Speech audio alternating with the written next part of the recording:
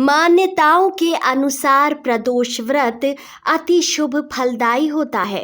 इस दिन महादेव की विधि विधान से पूजा करने पर उनका खास आशीर्वाद प्राप्त होता है।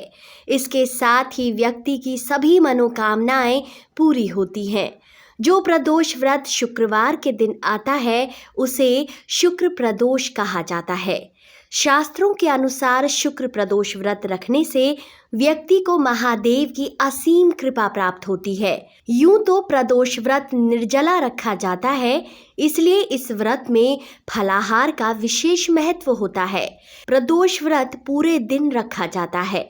सुबह नित्य कर्म के बाद स्नान कर महादेव की प्रतिमा के आगे व्रत लेने का संकल्प लें और फिर पूरे दिन महादेव के लिए उपवास रखें। स्कंद पुराण की माने तो जो व्यक्ति प्रदोष व्रत के दिन महादेव की पूजा के बाद एकाग्र होकर प्रदोष व्रत की कथा सुनता या पढ़ता है उसे 100 जन्मों तक कभी दरिद्रता नहीं आती। आज की इस वीडियो में हम आपको शुक्र प्रदोष व्रत की कथा के बारे में बताएंगे। यदि आप भी शुक्र प्रदोष व्रत रखने वाले हैं तो व्रत रखने के साथ ही यह कथा भी अवश्य पढ़ें या सुने, तभी आपको व्रत का पुण्य और पूर्ण फल मिलेगा। बिना प्रदोष व्रत की कथा पढ़े या सुने यह व्रत अधूरा रह जाता है और आपको इस व्रत का फल नहीं मिल पाता। शुक्र प्रदोष व्रत की कथा। शुक्र प्रदोष व्रत की कथा के अनुसार एक नगर में 3 दोस्त रहा करते थे, राजकुमार, ब्राह्मण कुमार और तीसरा धनिक पुत्र।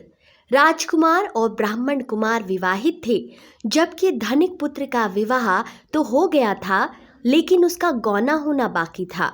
एक दिन तीनों दोस्त स्त्रियों की बात कर रहे थे। ब्राह्मण कुमार ने स्त्रियों की प्रशंसा करते हुए कह दिया कि नारीहीन घर भूतों का डेरा होता है, और जब धनिक पुत्र ने यह बात सुनी तो तुरंत ही अपनी पत्नी को मायके से लाने का निश्चय किया। तब धनिक पुत्र के माता पिता ने उसे बहुत समझाया कि अभी शुक्र देवता डूबे हुए हैं और ऐसे में बहू बेटियों को उनके घर से विदा कर लाना अशुभ माना जाता है। लेकिन धनिक पुत्र ने उनकी एक नहीं सुनी और अपने ससुराल पहुंच गया। ससुराल वालों ने भी उसे मनाने और समझाने की कई कोशिशें की, लेकिन वो अपनी जिद पर ही अड़ा रहा और फिर कन्या के माता पिता को जबरदस्ती उनकी विदाई करनी पड़ी। विदाई के बाद पति पत्नी शहर से निकले ही थे कि बैलगाड़ी का पहिया निकल गया और बैल की टांग टूट गई, जिस कारण दोनों को कई चोटें आई।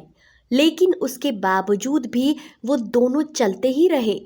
कुछ दूर जाने पर उनका सामना डाकुओं से हुआ। डाकुओं ने उनका सारा धन लूट लिया। फिर जब दोनों घर पहुंचे तो धनिक पुत्र को सांप ने डस लिया। उसके पिता ने वैद्य को बुलाया तो वैद्य ने बताया कि सांप के जहर के कारण उनका पुत्र 3 दिन में मर जाएगा। जब धनिक पुत्र के दोस्त ब्राह्मण कुमार को यह बात पता चली तो वो धनिक पुत्र के घर पहुंचा और उसके माता पिता को शुक्र प्रदोष व्रत करने की सलाह दी और कहा कि उसे पत्नी सहित वापस ससुराल भेज दें। धनिक ने अपने दोस्त ब्राह्मण कुमार की बात मान ली और ससुराल वापस पहुंच गया, जहां उसकी हालत पहले से बेहतर हो गई थी।